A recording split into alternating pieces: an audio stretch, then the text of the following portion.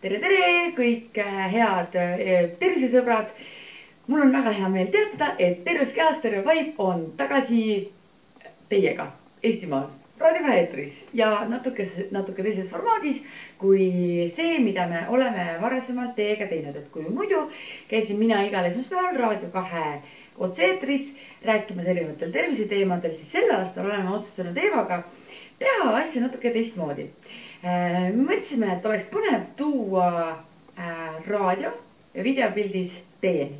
Ehk siis järgnevate nädalate ja päevade, nädalate ja kuude jooksul on teil võimalik minuga kohtuda nii Raadio 2 eetris kui ka videoteel läbi siis minu enda blogi, minu enda sotsiaalmeediakanalite kui ka läbi Agenda Facebooki lehe. Soovitused jäävad samaks, räägime erinevate terviseteemadel, räägime söögist, räägime mingisugustel põnevatel uudistel, räägime teile sellest, mis spordimaastikul toimumas on. Aga meil oleks väga suur soov teada ka sellest, mida teie tahaksite kuulda. Ehk siis teeme teile Eevaga üleskutse anda teile teada, mis on need teemad, mis teid huvitavad. Ehk siis minge siia Agenda Facebooki lehele, otsige üles seesama video ning kirjutage sinna alla, mis on need teemad, mis teid ennast huvitaksid. Ja siis me võtame igal esmaspäeval ette ühe põneva teema, millest me Eevaga räägime. Aga kuna meil on ikkagi käes suvi ja väga paljud inimesed on suvel just aega viitmas erinevates randades, siis sooviksime meie Eevaga anda teile paar sellist põnevat mõtet, mida rannas teha. Mina treenerina muidugi soovitan rannas trenni teha. Ehk siis mitte seal niisama passida ja ainult jäätist süüa, vaid ennast ka vahepeal aktiivsemalt liigutada. Ehk siis olen välja valinud teile 4 erinevat harjutust, millega ennast rannas olles siis aktiivsena hoida. Kuna rannas ei saa väga palju ringi trööveldada, sul on tavaliselt ikkagi inimesed ühel pool ja teisel pool, siis oleks hea mitte liiva teistele silma keerutada. Ehk siis need harjutused, mida ma teile valinud olen, on pigem stabiilsed ja koha peal. 4 harjutust, millest 3 on siis erinevad toengute harjutused, ehk siis planguharjutused. Inimestele need kipuvad täitsa meeldima. Esimene harjutus, mida ma teile näitan, on käär-kükk. Ehk siis alustame vasakust jalast.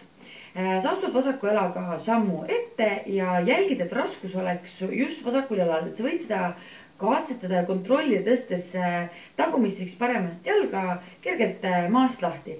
Et tagumine jalg peaks olema sul ainult tasakaalu hoidmiseks. Jälgid, et varbad vaataksid otse ette ja et põlv oleks pigem natuke väljapoole suunatud, eriti just selle harjutuse sooritamise ajal. Et põlv võiks liikuda 2 selle pisema välimise varba suunas. Nüüd paned käed, paned puusa, lükkad rinna uhkeks, abaluud surud taga kokku ja võid tuua käed ette, et kuidas sul endal mugavam on. Kallutad ülakeha kergelt ette poole, justkui püüaksid midagi kaugemalt üle näiteks mingi leti haarata, aga kõht ei tohi üle leti ääre siis või leti ääre vastu minna. Ja sooritad harjutust, vajud alla kükki ja nii, et samamoodi, et raskus oleks jala kogu või see ees oleva jala peal ja peaksid tundma siis tugevat pinget reie tagumises osas ja tooralihases. Ja kui tahad natuke keerulisemat varianti, siis võid lisada sinna ka juurde hüppe, ehk siis teed vahetusega, annad kätega hoogu kaasa, aga siis sellisel juhul vist, kui on ruumi natuke rohkem. No nii, harjutus number 2. Karukõnd. Mine 4 käed pukile. Jälgi, et su käed ja õlad ning põlved ja puusad oleksid kindlasti teineteise all.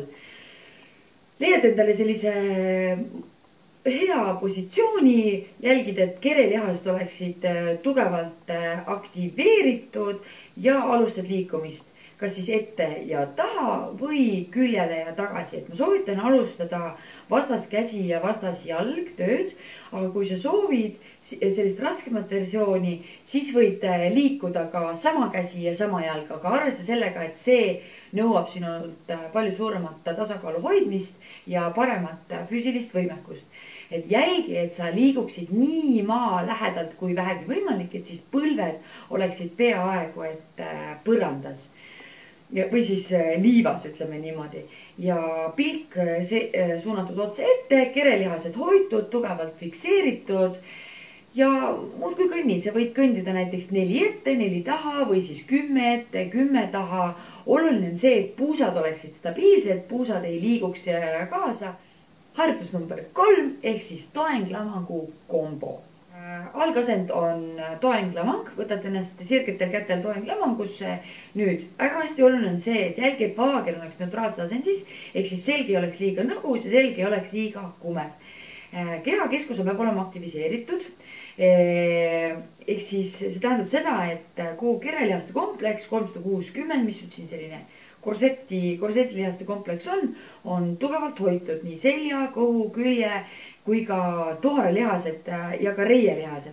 Ehk siis jälgi, et sa ei tõmbaks kõhtu sisse, vaid püüa mõelda, et sa nagu kaitsid ennast mingisuguse löögi ees. Et keegi tahab sind kõhtu lüüa ja sa teed sellise tugeva hoide. Ja teine nipp, mida sa võid kasutada, on see, et kujutad ette, et sa köhatad. Et just sellise köhatamise harjutus, köhatamise tunne peaks olema kerelihastes kogu aeg sees. Väga hea, nüüd tõmba varbad enda poole ning püüa lükata kannad teisele poole maa poole. Käelaba, küünarliiges, õlad peaks tulema ühel joonel, täpselt teineteise all. Silmad vaatavad pigem otse ette ja siis harjutad ja alustad sealt erinevate harjutuste sooritamist. Et näiteks puudutad siis vastaskäega vastas õlga, vastaskäega küünarliigest ja vastaskäega vastas puusa. Et erinevaid harjutusi samas võid tuua ka kätt otse ette, et kuidas ise soovid. Aga väga-väga oluline on selle harjutuse sooritamises see, et sa hoiad puusad kogu aeg paigal. Nii pea, kui sa näed, et su puusad hakkavad liikuma ühele või teisele poole, paned kohe põlved põrandasse või siis liiva peale, puhkad hetke ja korrigeerid siis oma tehnikat, sest et tehnika enne tempot alati. Proovi teha neid harjutusi pigem aeglaselt, rahulikult ja siis lähed alles tempo juurde. Harjutus number 4 on jälle kombo harjutus toeng-lamangust, käte kõverdusest ja põlve toomisest, vastaspõlve toomisest vastas küünarliigese juurde. Alustad jalad õlgade läheduses sargseisus, hingad sügavalt sisse, tood käed kõrvalt otse üles, hingad välja hingates, tood käed alla ja kõnnid sirgetel kätel, hoides põlvi sirgina nagu puhumist nagu puunuk või siis parbi, kõnnid ette toeng-lamangusse, hoiad toeng-lamangut, fikseerid asendi ja soovitad kätekõverduse või siis mitte. Kui soovid, siis sooritad, kui soovid, siis mitte. Nüüd sellest toeng-lamangust tood vastaspõle, vastas küünarliigest rahulikult, tood ühe poolega, tood teise poolega, kõnnid kätega tagasi varvaste juurde ja samal ajal hoiad kogu aeg põlved sirgetena. Hingad sügavalt sisse ja sooritad harjutust. Lihtsam variant sellest on, kui sa jätad põlved kergelt kõverdatuks, et kui sul ei ole piisavalt vajalikku liikuvust veel, siis lähedki sellest step by step rahulikult edasi. Aitäh teile, et te minuga kaasa loodetavasti võimnesite. Mina ja Eva näiteks ootame teie videosid sellest, kuidas te neid harjutusi rannas või koduses keskkonnas või aias või ükskõik kus kohas sooritasite. Võime koos meiega järgmise nädalani. Tšau, pakaa!